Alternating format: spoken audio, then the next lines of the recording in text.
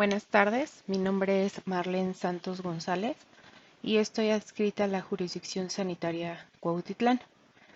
Pertenezco al programa Coordinación Estatal de Fortalecimiento a la Atención Médica. El día de hoy les voy a impartir el tema de enfermedades de transmisión sexual. Iniciamos. Bueno, como definición, las enfermedades de transmisión sexual son un grupo de padecimientos que se adquieren, como su nombre lo dice, por vía sexual, aunque también se ha denominado infecciones de transmisión sexual bajo el argumento de que puede ser la presentación sintomática o asintomática en el paciente. De ahí la importancia de los tamizajes adecuados en cada uno de ellos. Las enfermedades de transmisión sexual se propagan predominantemente por contacto sexual, incluido sexo anal, vaginal u oral. De acuerdo a datos epidemiológicos, a nivel mundial, según la OMS hasta el 2019, cada día hay más de 1 millón de personas con enfermedades de transmisión sexual. Anualmente, 376 millones de personas contraen alguna de estas 4 infecciones: clamidia, gonorrea, sífilis o tricomoniasis. Se estima que más de 500 millones de personas son portadoras del virus herpes simple. Más de 290 millones de mujeres están infectadas por el virus del papiloma humano. Las enfermedades de transmisión sexual son asintomáticas en la mayoría de los casos o pueden estar acompañadas de algunos síntomas muy leves. Para el 2016, más de 988,000 mujeres embarazadas contrajeron sífilis, lo cual pues dio como consecuencia a más de 200,000 muertes de feto o recién nacido. Y dentro de las complicaciones más importantes de las enfermedades o de contraer una enfermedad de transmisión sexual se encuentra la infertilidad y obviamente la transmisión hacia el bebé. Para esto, la OMS planteó metas mundiales. Esta es para el 2030. Dentro de estas metas encontramos estas específicamente enfermedades de transmisión sexual, que son, primero, reducir en 90% la incidencia de sífilis a nivel mundial. Reducir a 90% la incidencia de infección por gonorrea. Reducir a 50 como máximo el número de sífilis congénita por cada 100,000 nacidos vivos en el 80% de los países. Y lograr que los países cuenten con una inmunización y esta tenga una cobertura del 90% a nivel nacional y al menos el 80% en cada distrito. Estas son las metas para el 2030. Datos epidemiológicos en México. Esta gráfica, muestra las principales enfermedades de transmisión sexual predominantes en el país. Primero, vulvovaginitis, pero en general las vulvovaginitis, la más común es la candidiasis, sigue tricomoniasis, y fuera de las vulvovaginitis, pues ya continúa el VIH, al final el herpes y el sífilis. Este es un reporte del Boletín Epidemiológico de la Secretaría de Salud hasta el 2019, con corte del 2018. Y bueno, las enfermedades de transmisión sexual en el Estado de México. Este es un reporte ya a nivel estado, con un corte hasta la semana epidemiológica número 45 del 2019. Sin embargo, en la tabla les muestro dividido en masculinos y femeninos a corte de la semana de 2019 y el acumulado de los pacientes del 2018. Viene cada una de las enfermedades de transmisión sexual, por ejemplo, la sífilis. Sífilis adquirida, masculinos hasta el 2019 84, femeninos hasta el 2019 35, sin embargo existe un acumulado del 2018 de 62 pacientes. Y así con cada una de las enfermedades. Si se dan cuenta, al final viene marcado el VIH, sin embargo específico que este es un reporte de acuerdo a los CAPACIT y los SAI, que son las unidades encargadas del control y tratamiento de estos pacientes. Y bueno, entrando propiamente a la exposición, esta exposición va a ser dividida en 4 grandes grupos. Primero, las enfermedades de transmisión sexual que cursan con uretritis, cervicitis, secreción o ambas, dentro de las cuales se encuentra la clamidia y la infección gonocócica. Segundo grupo, las vulvovaginitis, principalmente la vaginosis bacteriana, la candidiasis y la tricomoniasis. En el tercer grupo, las enfermedades de transmisión sexual que cursan con úlceras genitales. Dentro de estas, la sífilis, el herpes, chancroide, linfogranuloma venéreo y granuloma inguinal o donovanosis. Y en el cuarto grupo, las enfermedades de transmisión sexual que cursan con verrugas genitales. Principalmente vamos a hablar del virus del papiloma 6 y 11, que son las causantes de estas. Entramos propiamente al primer grupo, que son las enfermedades de transmisión sexual que se manifiestan por uretritis, cervicitis, secreción o ambas. Dentro de estas voy a hablar de dos, que es clamidia y la infección gonocócica. Iniciamos con la infección por clamidia.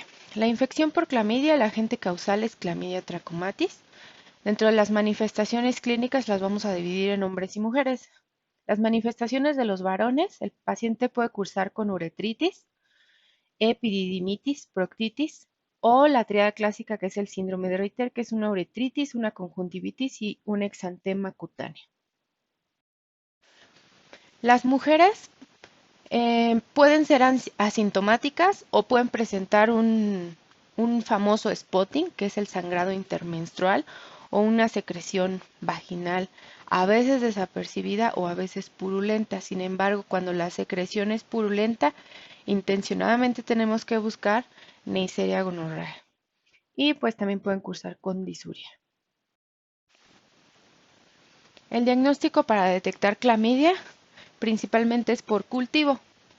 Se puede hacer también por determinación de anticuerpos o más específico por pruebas de amplificación de ácidos nucleicos. Sin embargo, esta prueba no está disponible en el país, solo en Estados Unidos, aunque es muy específica hasta en el 99%, pero pues aquí de primera elección es el cultivo. Tratamiento de primera elección para clamidia, acitromicina 1 gramo vía oral en dosis única o doxiciclina 100 miligramos vía oral cada 12 por 7 días. Dentro de las otras opciones tenemos eritromicina, tabletas de 500 miligramos, una vía oral cada 6 por 7 días, o levofloxacino 500 miligramos, una vía oral cada 24 por 7 días. Hasta aquí con clamidia. Iniciamos con la segunda enfermedad, que es infección gonocócica, de este primer grupo. El agente causal, Neisseria gonorrhea, es un diplococo gram negativo. Su periodo de incubación es de 7 a 14 días.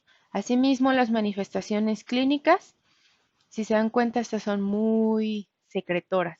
Las mujeres van a cursar con una cervicitis mucopurulenta, que es esta que vemos aquí, muy característica. Pueden tener incluso infección rectal y esta misma infección también puede cursar con una secreción purulenta o incluso dolor. Y las pacientes refieren un dolor abdominal en hipogastrio. Las complicaciones de padecer esta infección, así como clamidia, que ya les había comentado, son embarazo ectópico o enfermedad pélvica inflamatoria. Esto en las mujeres. En los hombres, 14 días después del contacto, este puede presentar también una secreción purulenta por el pene. Este es el motivo de consulta por el cual los pacientes acuden. Disuria, y cuando ya la enfermedad se disemina vía sanguínea, entonces el paciente puede presentar petequias. Y bueno, estas lesiones con una base eritematosa, lesiones pustulosas, el paciente puede tener incluso artralgias, tenosinovitis, fiebre o malestar general. Para el diagnóstico de Neisseria se hace por tinción de Gram de secreción uretral. Aquí en la imagen se muestra cómo se visualizan estos diplococos. Incluso podemos llegar a ver un poquito de leucocitos polimorfonucleares. Esta es la principal prueba diagnóstica. También se puede hacer por prueba de amplificación de ácidos nucleicos, pero como les dije, en el país no está disponible. Y hemocultivo, sin embargo, los resultados solo son positivos de un 20 a un 50% de los pacientes. El tratamiento en base a la guía de práctica clínica va a depender mucho de la complicación que presente el paciente. Por ejemplo, en una infección no complicada, el tratamiento de primera elección es ceftriaxona 500 miligramos intramuscular en dosis única, acompañado de acitromicina 1 gramo vía oral en dosis única. Tenemos regímenes alternativos, que es cefotaxima 500 miligramos vía intramuscular en dosis única, o 2 gramos de cefotaxima intramuscular en dosis única más probenecida de 1 gramo vía oral. Esto es en infección no complicada. En enfermedad pélvica inflamatoria de causa gonocócica, el tratamiento también es ceftriaxona, 500 miligramos intramuscular dosis única, acompañado de doxiciclina, 100 miligramos cada 12 horas, más metronidazol de 400 miligramos al día por 14 días. Se dan cuenta, es más alargado el tratamiento. En caso de que el paciente masculino presente epididimorquitis gonocócica, el tratamiento también es con ceftriaxona, los 500 miligramos intramuscular, acompañado de doxiciclinas 100 miligramos 2 veces al día por 10 a 14 días. En caso de que el paciente tenga conjuntivitis gonocócica, la ceftriaxona intramuscular por 3 días, y aquí se aconseja que el paciente se irrigue el ojo con solución salina o agua.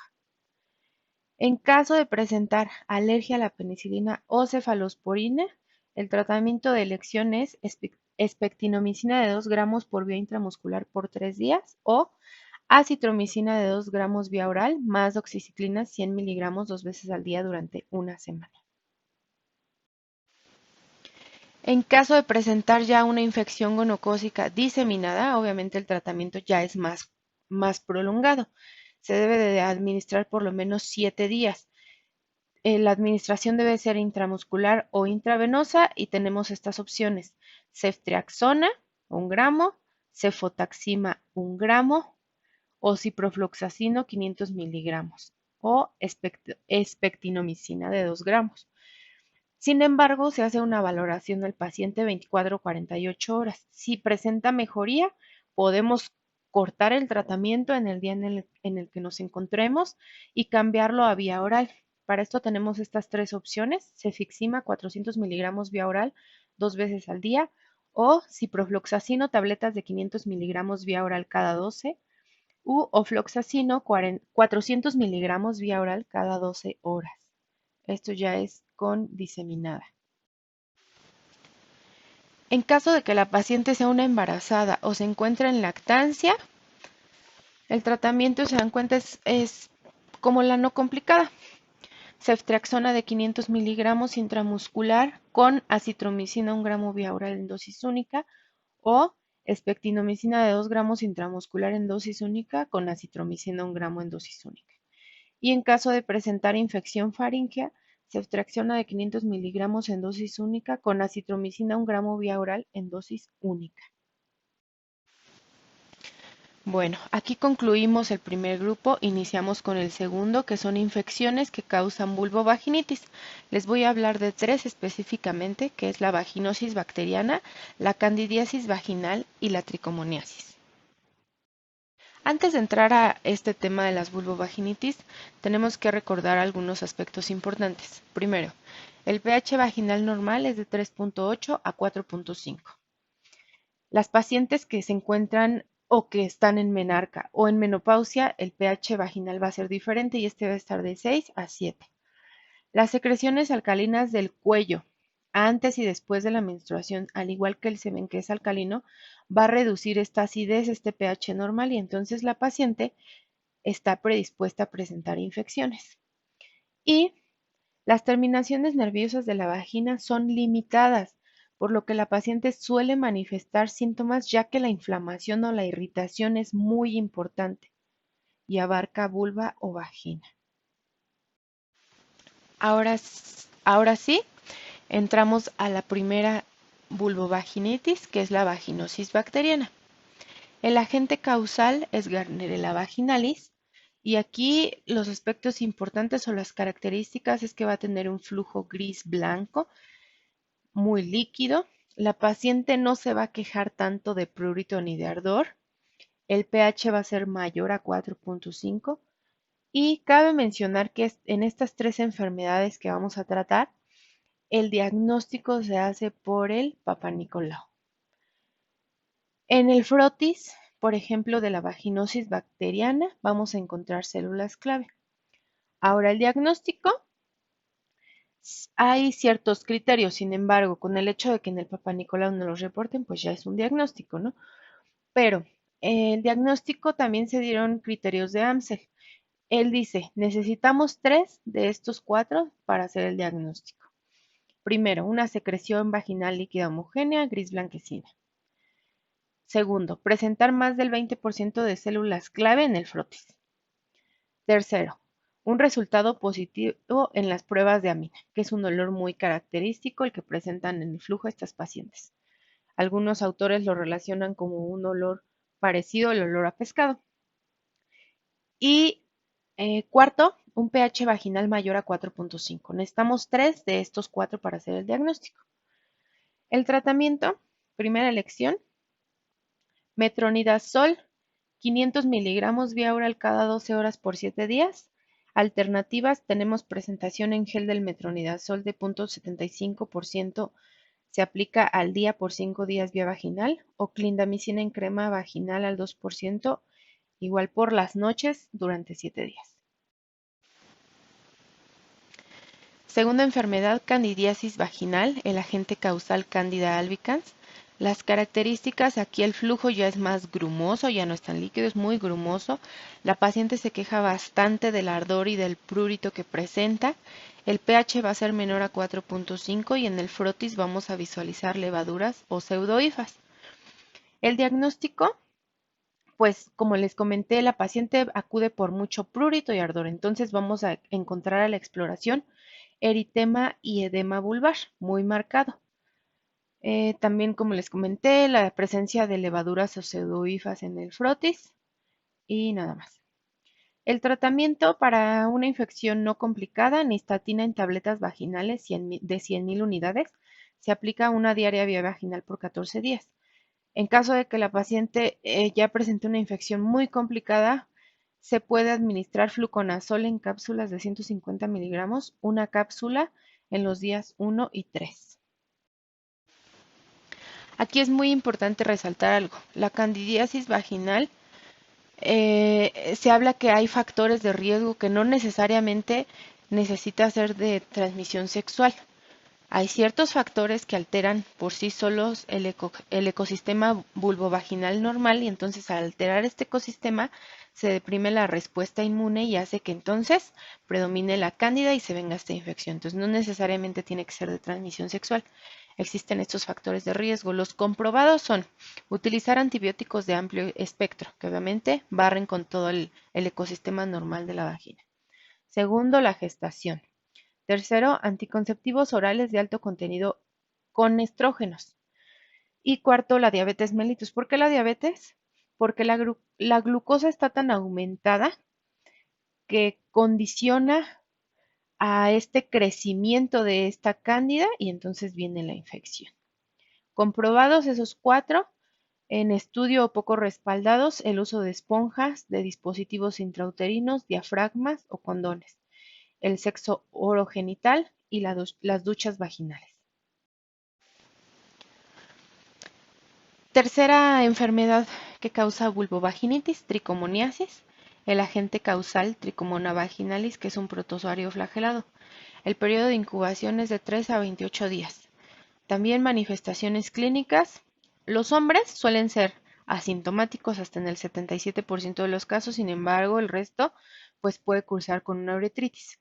Las mujeres pues son más el motivo de consulta.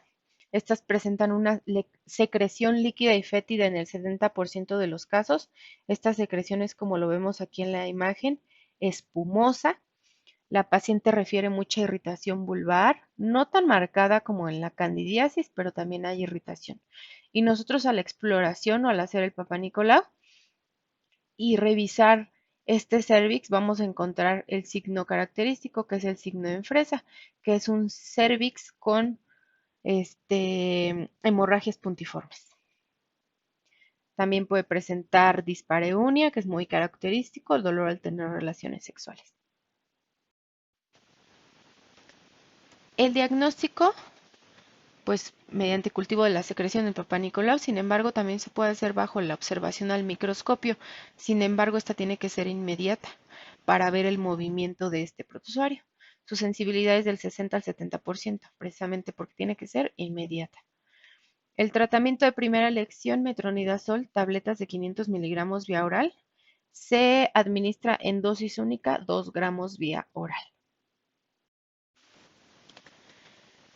Y bueno, entramos al tercer grupo, que son las enfermedades de transmisión sexual acompañadas de úlceras genitales. Y son todas estas. Iniciamos sífilis. Sífilis, el agente causal, Treponema pallidum, que es una espiroqueta. Las manifestaciones clínicas, aquí vamos a tener diferentes fases, dependiendo de qué tanto avance o no la enfermedad. Por ejemplo, en la fase primaria, esta fase va a ser de los 21 días a las 6 semanas. El paciente va a cursar con una úlcera. Esta úlcera no va a ser dolorosa, es una úlcera muy limpia, con bordes bien definidos, indurados, y esta puede estar presente en el pene o en la vulva de la mujer. Y como les dije, el periodo de incubación es de 21 días a 6 semanas. Si no se da el tratamiento adecuado, o simplemente no se da el tratamiento, el paciente entra a la fase secundaria. La fase secundaria aparece de las 3 a las 6 semanas después de este contacto. El paciente puede presentar, como vemos la segunda imagen, este exantema pápulo escamoso, el cual inicia en el tronco y se va hacia las extremidades. Aquí no respeta ni palmas ni plantas de los pies. Y el paciente puede presentar una linfadenopatía. Y si aún aquí en la fase secundaria no se da el tratamiento, el paciente entra en fase terciaria o latente, que es de los 3 a los 20 años después, y se caracteriza porque pues obviamente ya este treponema, esta espiroqueta, daña el sistema nervioso o el sistema cardiovascular. Entonces el paciente presenta estas lesiones granulomatosas, como vemos acá en la imagen, lesiones granulomatosas, las famosas gomas.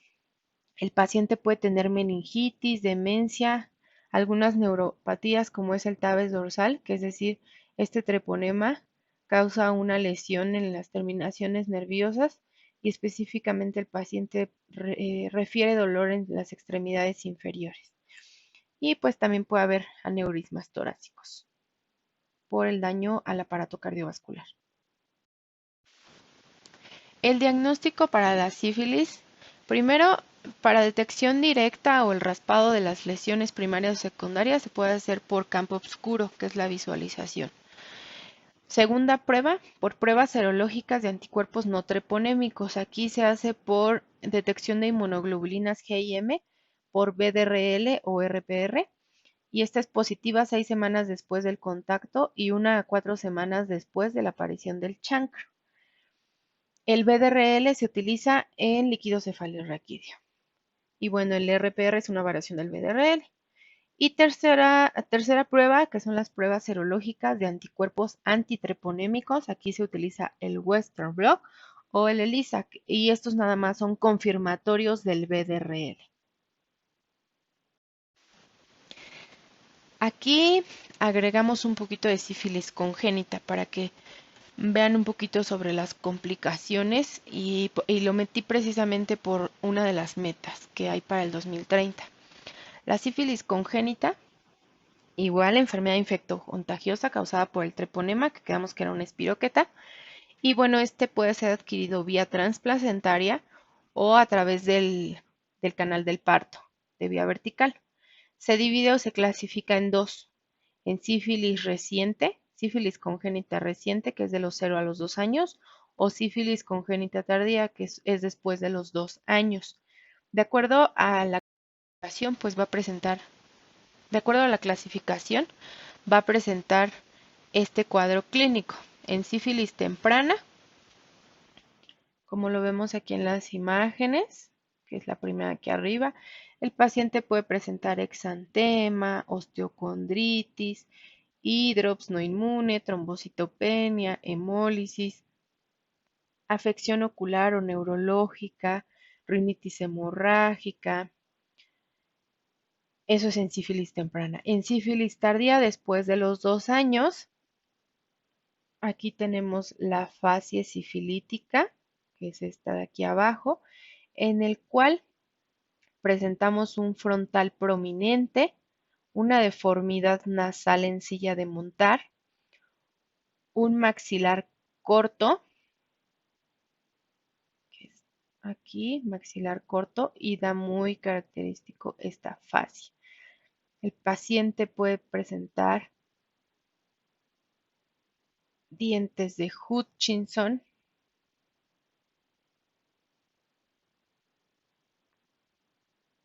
y ya. Afecciones gomatosas, tibia en sable y demás. Y bueno, como les comenté, una de las metas mundiales para el 2030 es reducir a 50 como máximo el número de casos de sífilis por cada 100.000 nacidos vivos en el 80% de los países.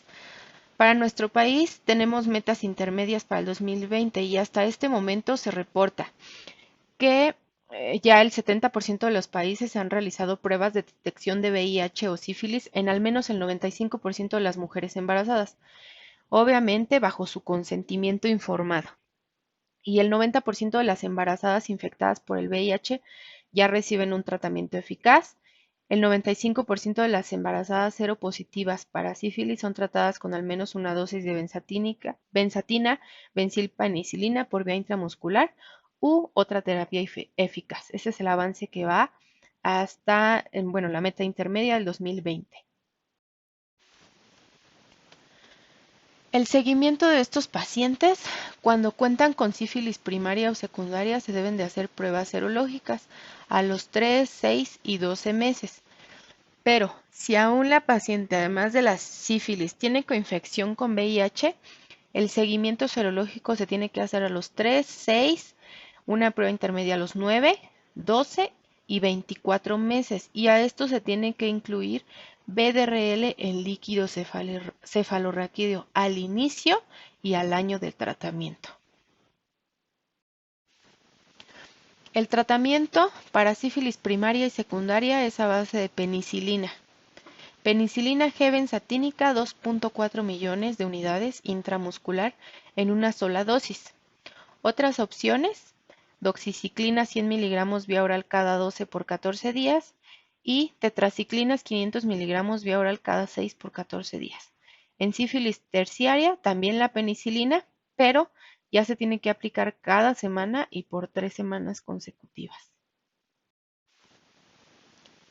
El tratamiento en sífilis congénita probable o probada en las primeras 4 semanas de vida, también penicilina G sódica cristalina, pero es 50.000 unidades por kilo dosis, intravenoso cada 12 en los primeros 7 días de vida y cada 8 horas después del séptimo día hasta completar 14 días de tratamiento. Alternativo, se puede aplicar en monodosis intramuscular los 14 días. Y en niños de 4 semanas de vida o mayores, penicilina G sódica cristalina cada 6 horas intravenoso hasta completar 14 días de tratamiento.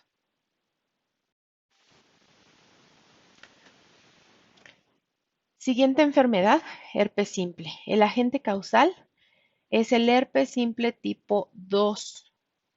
El tipo 2 es el que causa el herpes genital. Manifestaciones clínicas, si se dan cuenta es muy contagioso, entonces el paciente puede tener un periodo de incubación muy rápido. Presentan síntomas prodrómicos o pródromos de 2 a 24 horas y estos son dolor en la región, parestesias, ardor o síntomas generales como son cefalea, fiebre, una linfadenopatía inguinal dolorosa, anorexia y malestar general. Entonces el paciente presenta estas lesiones muy características que son pápulas, posteriormente vesículas, sobre esta base eritematosa. Estas vesículas se pueden ir agrupando, son pequeñas, múltiples, se agrupan y se pueden ulcerar y entonces ya, la famosa ulcerita. Esta es presentación en hombre en el pene y aquí en la mujer en vulva. El diagnóstico es clínico por la característica de las lesiones, sin embargo se puede hacer prueba de Zank, que es un frotis coloreado con Giemsa. Tratamiento de primera elección, aciclovir 400 miligramos vía oral cada 8 horas por 7 a 10 días. Segundo, famciclovir 250 miligramos vía oral cada 8 por 7 a 10 días. Y tercero, valaciclovir 1 gramo vía oral cada 12 horas por 7 a 10 días. Siguiente enfermedad, chancroide. El agente causal Haemophilus ducreyi, que es un bacilo pleomorfo gram negativo. El periodo de incubación es de 4 a 10 días. Aquí, si se dan cuenta, es todo lo contrario. Quedamos que en la sífilis era una úlcera indolora, limpia, bien definida, bordes indurados. El chancroide no. El chancroide es todo lo contrario. Es una úlcera dolorosa, friable, exudado necrótico. Es sucia esta úlcera. El exudado es necrótico, amarillo grisáceo. Y bueno, el paciente puede cursar con una linfadenopatía inguinal. Esta linfadenopatía inguinal puede supurar y formar el famoso bubón. Y bueno, esta es presentación en hombres y esta es en mujeres, en su vulva. ¿Sale? El 10% de estos pacientes pueden tener una infección concomitante que puede ser el herpes virus simple, sífilis o VIH. Intencionadamente en estas enfermedades tenemos que buscar VIH.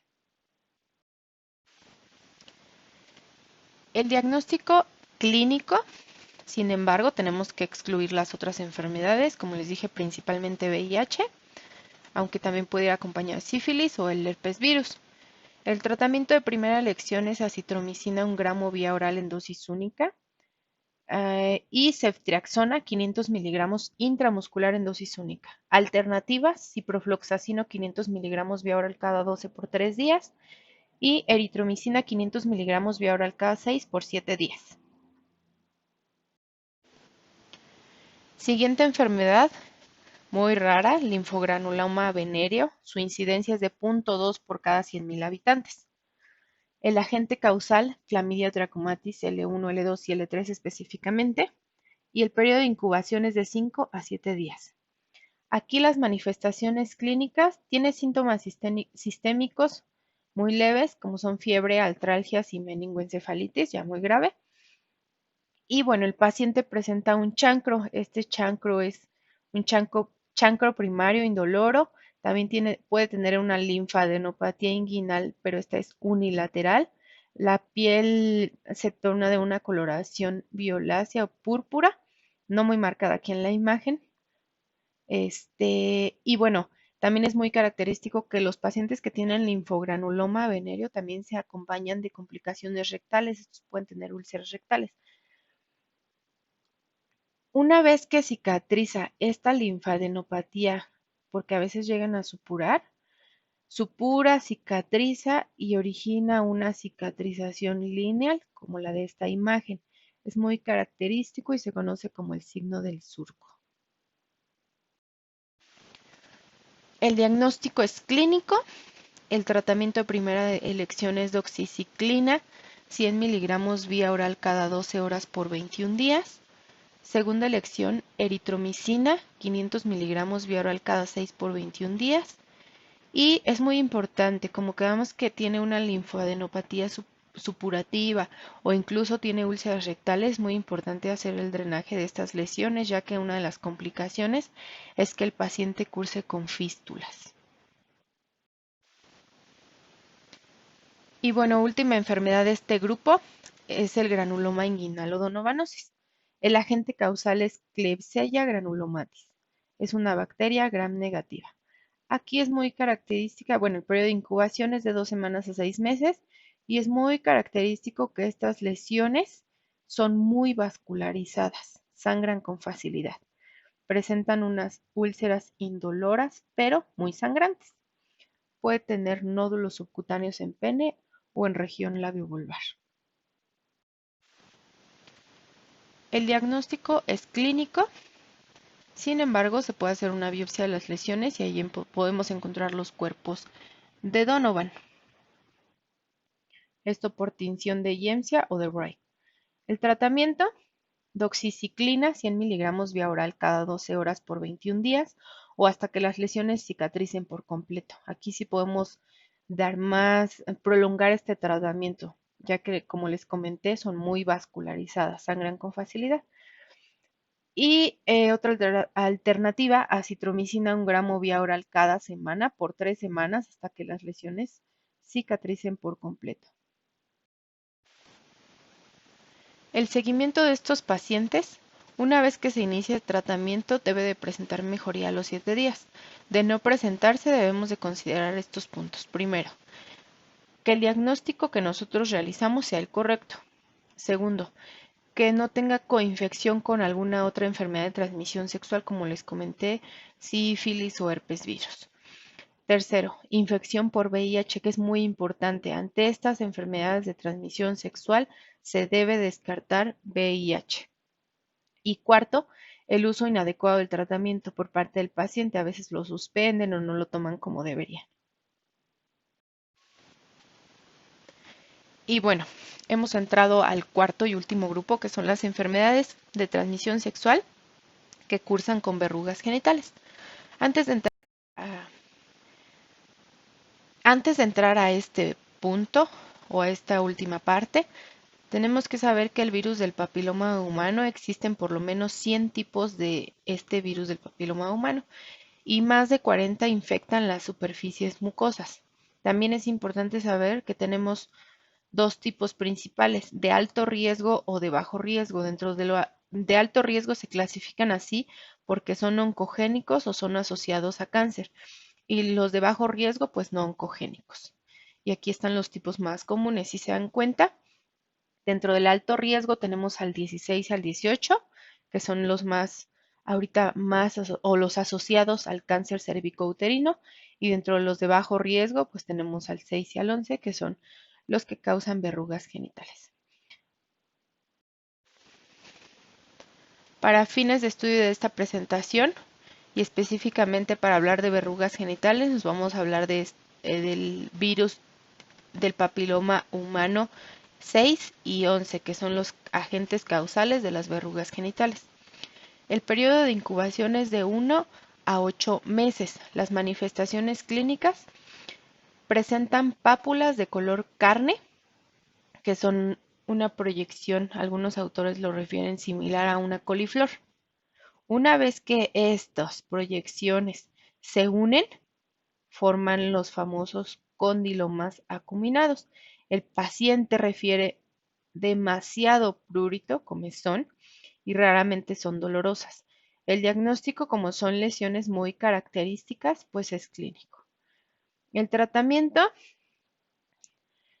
primero podofilina, solución o gel, que es esta, al 0.5%, se aplica con un hisopo y hay que aplicarla con cuidado, ya que solo tiene que ser aplicada en la lesión. Si llega a tener contacto con la demás piel sana, pues la va a lastimar.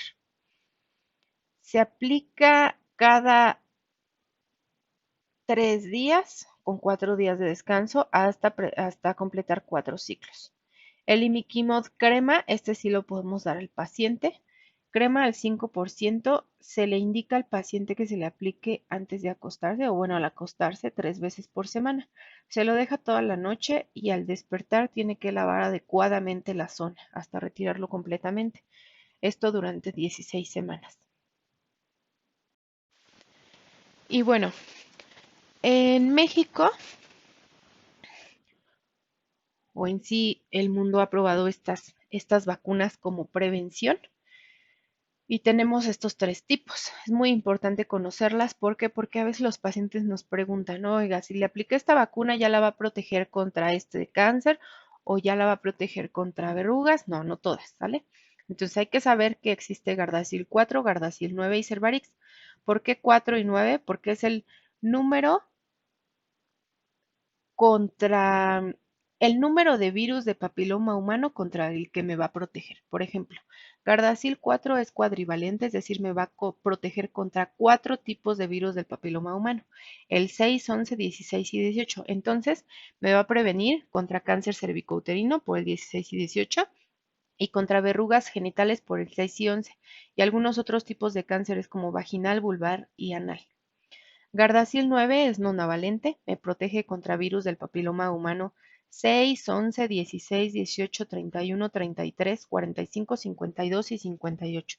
Entonces esto me va a prevenir lesiones precancerosas y cánceres que afectan el cuello del útero, vulva, vagina, ano, también verrugas genitales o condilomas acuminados y nada más. Y Cervarix solo es bivalente, entonces solo me va a proteger contra 2, 16 y 18. Esta solo protege contra cáncer cervicouterino, nada más. Estas vacunas se usan en mujeres a partir de los 9 años en adelante. Y bueno, la prevención primaria ante las enfermedades de transmisión sexual, tenemos que hacer promoción a la salud. Entonces, todo paciente que acuda a nuestro consultorio, en cada consulta se le debe de dar una sesión informativa en donde se hable sobre el sexo seguro. Además de hablarle del sexo seguro, la reducción en el número de parejas sexuales y evitar el contacto sin protección. Para evitar este contacto sin protección se le debe de administrar preservativos y asimismo en esta consulta debemos de hacer una demostración del uso de este preservativo, sea masculino o sea femenino. Esto entra dentro de la prevención primaria de las enfermedades de transmisión sexual. En la prevención secundaria, pues ya es prevenir complicaciones, es decir, búsqueda intencionada de sífilis o VIH, y esto lo hacemos a través de la prueba rápida. Actualmente están más enfocadas a las embarazadas. Notificación a la pareja en caso de que mi pareja tenga una enfermedad de transmisión sexual, pues se me tiene que informar para el control o la prevención de estas infecciones. Hacer la referencia adecuada de los pacientes a cada especialidad para su diagnóstico, su control, tratamiento, su seguimiento y una educación adecuada para la salud y evitar las complicaciones de cada una de estas patologías. Como les comenté, tenemos criterios de referencia, podemos mandar al paciente a cada uno de estos servicios. A urgencias en caso de sospecha de neurosífilis, es decir, que el paciente ya tenga complicaciones, convulsiones, meningismo, hemiparesia o cefalea. A psicología o psiquiatría en caso de que el paciente pues esté deprimido, curse con ansiedad, presenta algunas adicciones o alteraciones mentales. A ginecobstetricia, pues si hablamos de alguna mujer embarazada. Urología o ginecología en caso de úlceras genitales persistentes aún con el tratamiento, o incluso nos podemos apoyar de dermatología en caso de que pues ya haya una afección o una extensión de estas lesiones a región genital, perianal, anal. Y bueno, esto es todo. Fue el tema de enfermedades de transmisión sexual. Espero sea de mucha ayuda. Muchas gracias.